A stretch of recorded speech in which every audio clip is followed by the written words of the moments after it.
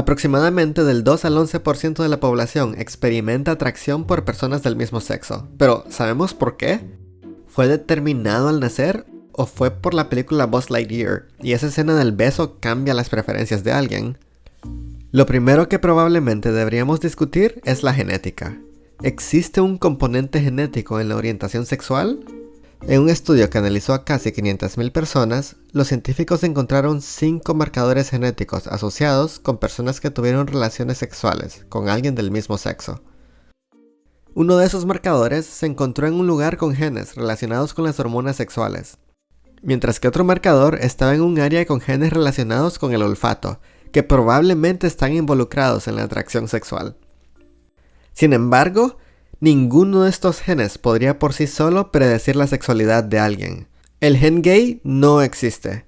En cambio, es probable que muchos genes estén involucrados, cada uno teniendo un pequeño efecto en el comportamiento sexual. Se estima que la genética puede explicar hasta el 25% del comportamiento homosexual. También tenemos hormonas como el estrógeno y la testosterona que afectan la diferenciación sexual del cerebro durante el desarrollo prenatal. La diferencia sexual del cerebro comienza durante la segunda mitad del embarazo, mientras que la diferenciación del sexo genital ocurre en los 2 primeros meses del embarazo. Ocurren en diferentes momentos. Por lo tanto, estos procesos pueden verse influenciados de forma independiente. Dependiendo de los niveles hormonales y genéticos expresados durante la diferenciación sexual del cerebro, la masculinización de los genitales puede no representar el grado de masculinización del cerebro, lo cual es muy interesante. Además de los genes y el entorno hormonal que dirigen el desarrollo del cerebro, el sistema inmunológico de la madre también puede afectar la orientación sexual. Al menos esa es la hipótesis que explica por qué los hombres con un mayor número de hermanos mayores tienen más probabilidades de declararse homosexuales. Este fenómeno se denomina efecto del orden de nacimiento fraterno y se ha replicado en todo el mundo. Lo que parece estar sucediendo es que el sistema inmunológico de la madre reacciona a las proteínas producidas por el feto masculino que ingresa a su torrente sanguíneo. Como resultado, la madre crea anticuerpos que neutralizan estas proteínas y pueden influir en el neurodesarrollo del feto. Con cada nuevo embarazo de un varón, se acumulan más anticuerpos contra estas proteínas. Curiosamente, un nuevo estudio encontró que las mujeres también son más propensas a entrar en uniones del mismo sexo si tienen más hermanos mayores. Sabemos de varias diferencias cerebrales entre personas heterosexuales y homosexuales. Por ejemplo, los hombres homosexuales tienen un tercer núcleo intersticial del hipotálamo anterior, más pequeño que los hombres heterosexuales. Esta región del cerebro está involucrada en el comportamiento sexual típico de los machos, incluido el sentirse atraído por las hembras. Y no es solo que ciertas partes del cerebro tengan diferentes tamaños. Muchas regiones del cerebro de los hombres homosexuales se parecen a las de las mujeres heterosexuales, y los cerebros de las lesbianas se parecen a los cerebros de los hombres heterosexuales. En un estudio, los hombres heterosexuales y las mujeres homosexuales activaron fuertemente el circuito de recompensa del cerebro cuando miraban rostros femeninos.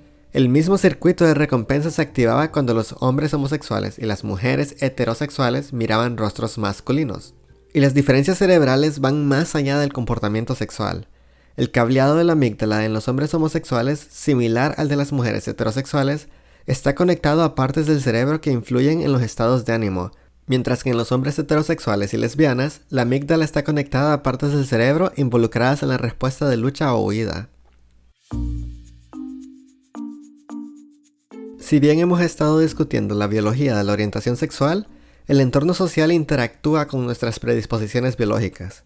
En un estudio longitudinal de familias de lesbianas, tener un entorno familiar infantil caracterizado por la apertura y aceptación de las relaciones queer hizo que uno fuera más propenso a explorar las relaciones entre personas del mismo sexo.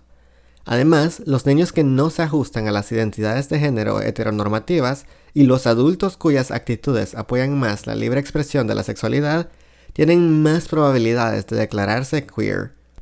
Estos estudios están más relacionados con la apertura y la exploración de la orientación sexual que con el impacto en el desarrollo de la orientación sexual. Si estamos hablando del entorno social que afecta la orientación sexual de alguien, no hay evidencia sólida hasta la fecha.